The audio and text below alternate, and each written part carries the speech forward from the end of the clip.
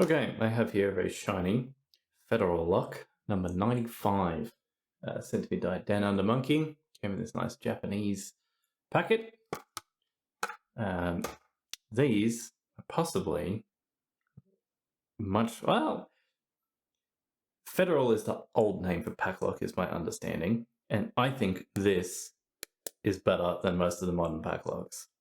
It is a 6-pin, not 7. Comes with a very nice outside body. They come with these funny upside down keys, and much like the modern day pack locks, they have absolutely abysmal finishing on the keys. They're full of burrs. Locks from AliExpress come better finished than these things. But that's American manufacturing for you, I guess. You just don't seem to care. Everybody complains about China being bad at things, but American finishing not much better. But ignoring that, let's just dig attention to it. This thing's got a good keyway. I have to use 15,000 to fit up from the bottom. It's got bump stop pin in here.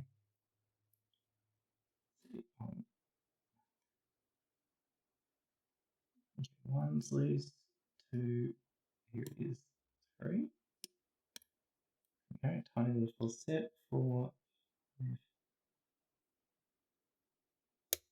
6, little click,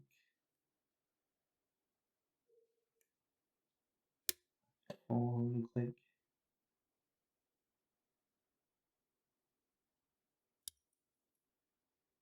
1,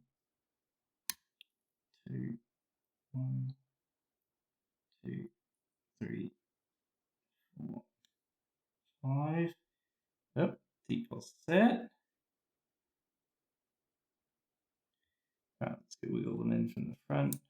1 loose, 2, 3, 4. That one. Go. And open. Alright, let's cut this thing. Alright, so we'll lock that back up. So we don't 180 the thing. Get that out. Super shiny. Like, I really do like the outside of them. They're a very nice lock to look at. Let's stick up this one. This one I've cleaned up the key a little bit so it inserts nicely. So you screw down the shackle. I have gutted this thing before. Picked it a couple of times.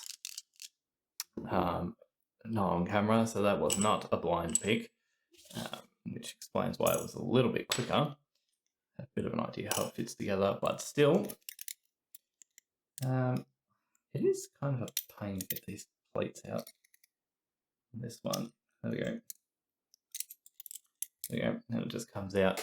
No plate on the back, actuator exposed, vulnerable to bypass. I really should get a bypass one just to, stick that in these things first. But anyway, that's not really what I'm about. So there we go. We've got this nice little core. Get the clip off the bottom.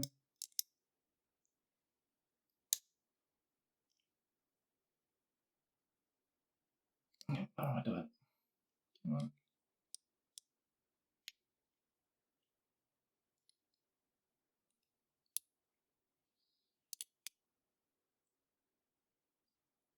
There we go. Line it up properly and off it comes. Alright. We need a key. Funny upside down keys too. I like those. They're would not go nicely on a key ring, but they look funny. So that's kind of cool. Follower. 1, 2, 3, 4, 5, 6. Front one looks like it's a anti-drill pin. There are, so there's how they sit in the core there. They actually have, this is what makes them a little bit nicer than the modern day ones, a little overmilling lip on every chamber, which is for the bump stop pin, but also means you sort of got to set things. They set that lip, and then there's another little nudge to get over the top. So that adds a little bit of difficulty. 2, 3, 4. Tweezers, wrong chamber. Straighten that up while I'm there.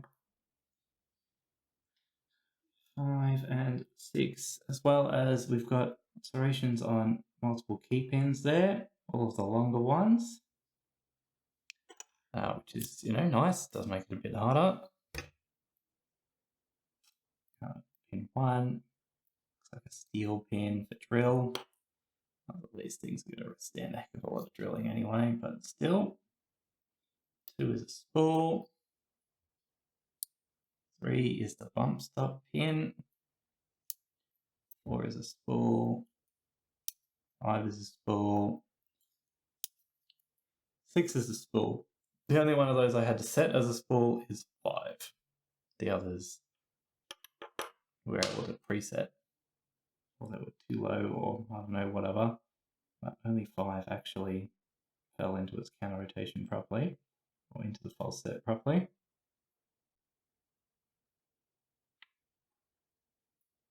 Alright, so here are our pins. So yeah, we've got these nice sort of deepish spools. They're not bad, but they are a very fat lip.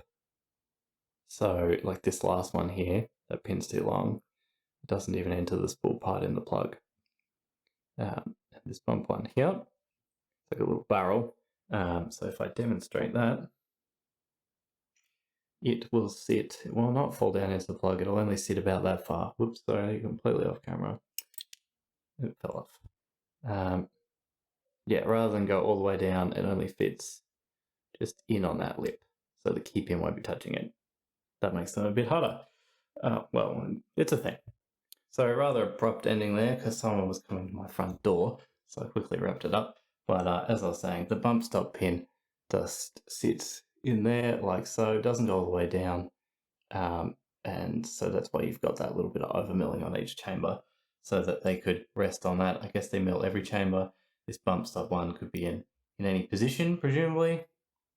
But you can see because those spool lips are so fat, see how low that one sits in? But then this one here sits just in the standard section. So even though it's a spool, just acts like a standard pin. But even it rests on that overmilling there. And then you've got to set it again. So it's like a double set. So that does make them a little bit harder, that overmilling, but not massively. Just a bit of an extra click needed on everything. So anyway, that is the... how these other ones go? Let's quickly stick them all in. 3, 4. So that one you can see is quite deep. So that one really needs a little nudge to get up into the spool, and then that's where our big falsetto comes from. Other ones here, yeah, I mean, yeah, it could start in the falsetto, I guess, but if you push on it a bit, you'll get it up onto that lip pretty early. So that's what we were doing, is pre-setting those spools. Same with number 2, I guess. Yeah, could theoretically be in it. If you touch things in just the right order, I guess, but the order I pushed them, didn't need to worry. So there we go. That is the Federal 95. I think they are superior to the modern day Packlock.